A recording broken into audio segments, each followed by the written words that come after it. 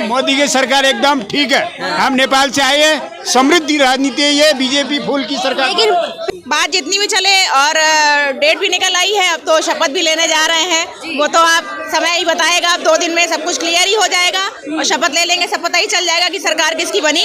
लेकिन नमस्कार, मैं नित्या सिंह, आप सभी का स्वागत है आर्यन टाइम्स में।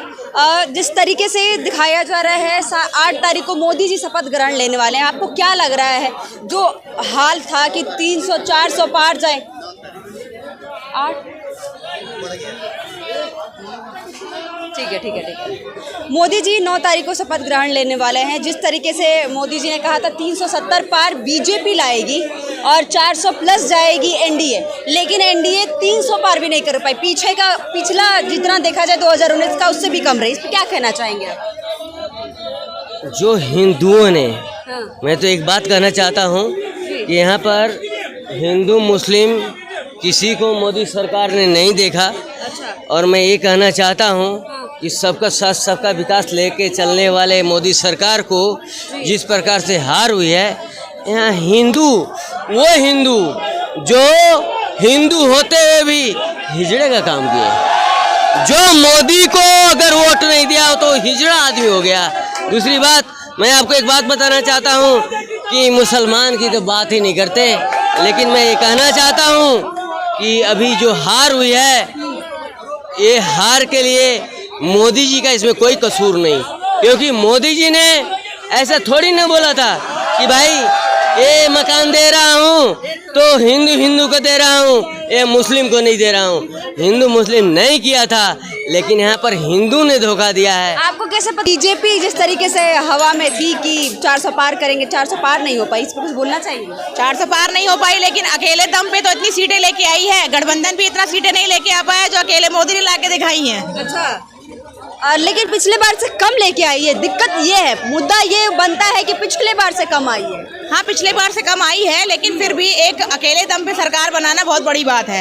लोग इतना दावा कर रहे थे, अकेले कितने लोग मिलके एक बंदे सरकार के लिए तो मोदी जी की बनेगी, क्योंकि इतनी सीटें अभी उनके पास है नहीं। और ज्यादा ये भी है कि नीतीश जी का भी समर्थन यहीं पे है। अच्छा, मोदी जी को ही है जी। लेकिन बार बार तस्वीरें सामने आ रही हैं कि तेजस्वी इसके साथ बैठ रहे हैं, हंसी मजाक कर रहे हैं। ऐसी खबरें आ रही हैं कि वो लोग किसी और से बात कर रहे हैं, यानी कि विपक्ष के नेताओं से बातचीत चल रही है उनकी। बात जितनी भी चले और डेट भी निकल आई है, अब तो शपथ भी लेने जा रहे हैं। वो तो आप समय ही बताएगा, अब 2 दिन में सब कुछ क्लियर ही हो जाएगा और शपथ ले लेंगे, सब पता ही चल जाएगा कि सरकार किसकी बनी। लेकिन हारने का मतलब कम वोट आने का कारण क्या है? कम वोट आने का कारण मैम, आपने देखा होगा, अगर एक वीडियो चल रहा है, कांग्रेसियों ने कुछ कार्ड बांटे थे महिलाओं को कि आप हमारी सरकार आएगी तो हम आपको 8,500 रुपए और 1 लाख रुपए देंगे। या आपने देखा होगा कि लखनऊ में कांग्रेस के कार्यालय के बाहर कितनी लाइन लगी है महिलाओं की आज कार्ड लेके कि आपकी वहाँ सरकार आई है तो आप जो है हमें पैसे दीजिए। लेकिन किसी का भी ना कोई फॉर्म भरा जा रहा है, ना कोई कुछ किया जा रहा है। तो इसके दम पे इन्होंने काफी वोट खींचे हैं कांग्रेसियों ने। मतलब यानी कि आप कहने का चाह रहे हैं महिलाओं को लुभाया है कांग्रेस को, लुभा के जो है कांग्रेसियों ने अपना एक जैसे कहते हैं ना औकात दिखा दी। बस इस तरीके से इस दम पे इन्होंने अपनी, ऐसे तो दोनों ही पार्टी की मैनिफेस्टो में ऐसी सारी चीजें थी। नहीं, लेकिन ये है कि बीजेपी ने कभी पैसे के दम पे या पैसे का लालच दिखा के वोट नहीं लिया है।